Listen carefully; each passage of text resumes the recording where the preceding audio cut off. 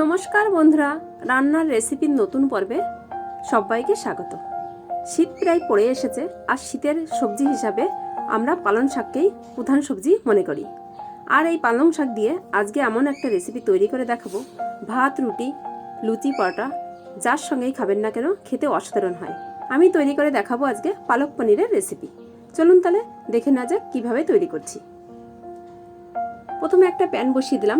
প্যানের মধ্যে দিয়ে দিলাম 1 চামচ গোটা ধনে, 1 চামচ গোটা জিরে, আর দিয়ে দেব গোটা গরম মশলা। এর মধ্যে আছে দারচিনি, লবঙ্গ আর এলাচ। এলাচটাকে আমি একটু ফাটিয়ে নিয়েছি। সব কিছু একসঙ্গে ভালো করে 30-40 সেকেন্ড ভেজে নেব। এই সময় অবশ্যই ওভেনের ফ্লেমটাকে মিডিয়ামে রাখতে হবে। 30-40 সেকেন্ড ভেজে নেওয়ার পর এর মধ্যে আমি দিয়ে দিচ্ছি 1.5 ইঞ্চি মতন আদা আর একটা টমেটো টুকরো করে কেটে নিয়েছি। আদা আর টমেটোর টুকরোগুলোকে দিয়ে ভালো করে এই ফোড়নের সঙ্গে ভেজে নেব।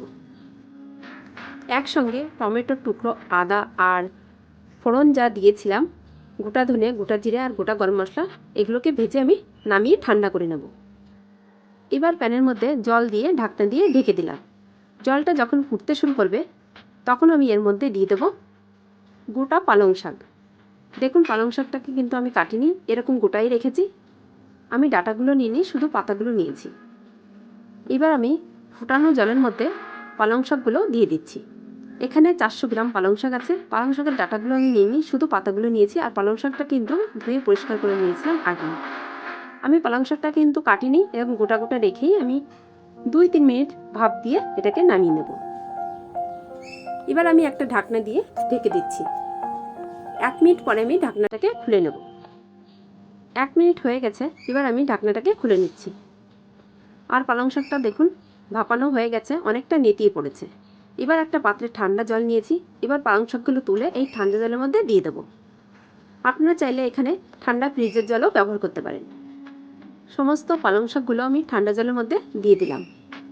এবার পালং শাকটা অনেকটা ঠান্ডা হয়ে গেছে। এবার এখান থেকে জল ঝরিয়ে আমি একটা মিক্সিং জারের মধ্যে দিয়ে দেবো। এইভাবে রান্না করলে পালং শাকের কালারটা একদমই সবুজ থাকে, রান্নার পরেও কালো হয়ে যায় না বা কালারটা কালচে হয় না। এবার জল ঝরিয়ে পালং শাকগুলো মিক্সিং জারের মধ্যে দিয়ে এর মধ্যে আগে থেকে যে মশলাটা ভেজে রেখেছিলাম সেই মশলাটাও এর মধ্যে দিয়ে ভালোভাবে বেটে নেব। সমস্ত ভাজা মশলাটা আমি মিক্সিং জারের মধ্যে দিয়ে দিলাম। আর এর মধ্যে দিয়ে দিচ্ছি 4টে কাঁচা লঙ্কা। ঝালটা আপনাদের ইচ্ছা মতন দেবেন, এখানে 4টের বদলে আপনারা বেশি বা কমও দিতে পারেন। আর এখানে দিয়ে দিচ্ছি 25-30 গ্রাম মতো ধনেপাতা। সব একসঙ্গে আমি বেটে মিহি পেস্ট তৈরি করে নেব। যে প্যানটায় আমি ফোড়ন ভেজেছিলাম সেই প্যানটাই বসিয়ে দিয়ে এর মধ্যে রিফাইন তেল দিয়ে দিলাম। এখানে পনিরের টুকরোগুলো আমি কেটে নিয়েছি, এরকম সাইজের কেটেছি। আপনারা চাইলে এর থেকে ছোট বড় অবশ্যই আপনাদের ইচ্ছে মতন কাটতে পারেন। তেলটা গরম হলে তেলের মধ্যে পনিরের টুকরোগুলোকে দিয়ে দিলাম।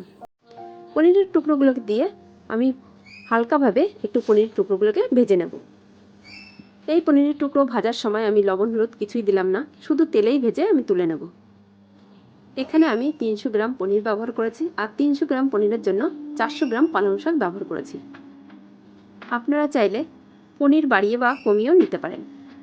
পনির যদি বাড়িয়ে নেন, পালং শাকের পরিমাণও কিন্তু বাড়িয়ে নেবেন। এইভাবে পনিরটাকে উল্টে পাল্টে আমি ভেজে তুলে নেব। পনিরটাকে কিন্তু খুব কড়া করে ভাজবেন না, হালকা ভেজে নামিয়ে নিতে হবে।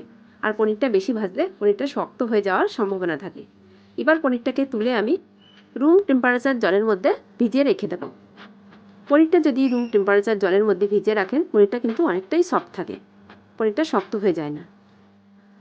আমি এখানে ভেজে নিয়ে রেসিপিটা তৈরি করছি পনিরটাকে। আপনারা চাইলে কাঁচা পনির দিয়েও এইভাবে রেসিপিটা তৈরি করে নিতে পারেন।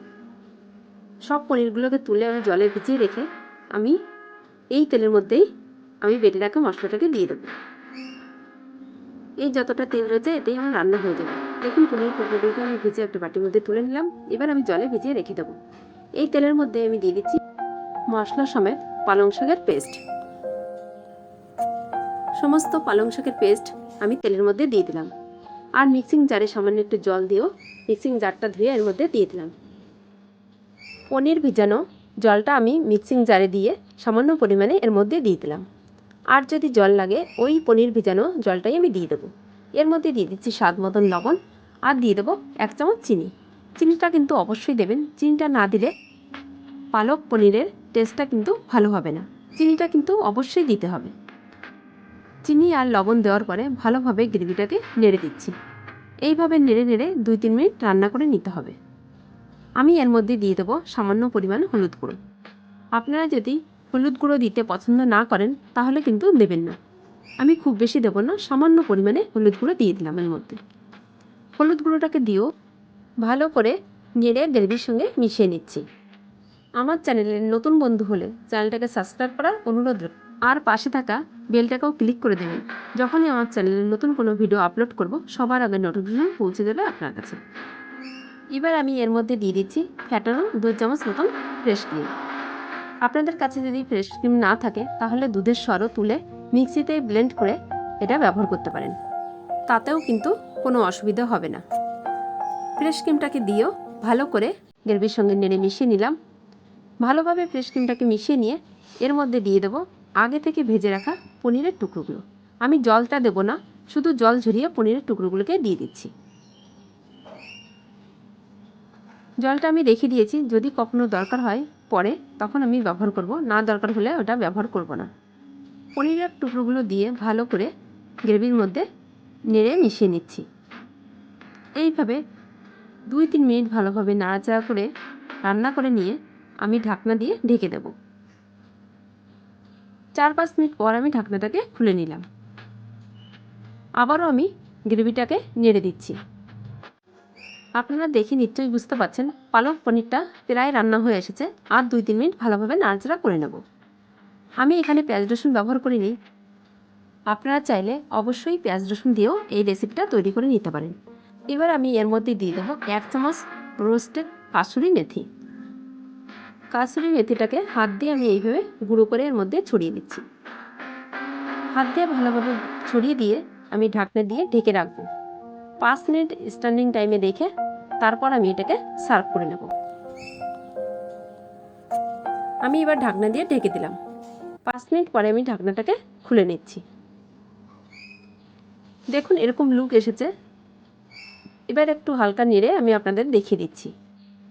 এবার একটা সার্ভিং ডিশে আমি সার্ভ করে নিচ্ছি। আপনাদের কেমন লাগলো নিরামিষ পালক পনিরের রেসিপি অবশ্যই কিন্তু কমেন্ট করে জানাবেন। আর যদি ভালো লাগে ভিডিওটাকে লাইক, কমেন্ট, শেয়ার করতে কিন্তু ভুলবেন না। আজ তাহলে এই পর্যন্তই। অন্য কোনো দিন ফিরে আসবো অন্য কোনো রেসিপি নিয়ে। ভালো থাকবেন, সুস্থ থাকবেন আর অবশ্যই আমার চ্যানেলের সঙ্গে থাকবেন। রেসিপিটা দেখার জন্য অনেক অনেক ধন্যবাদ।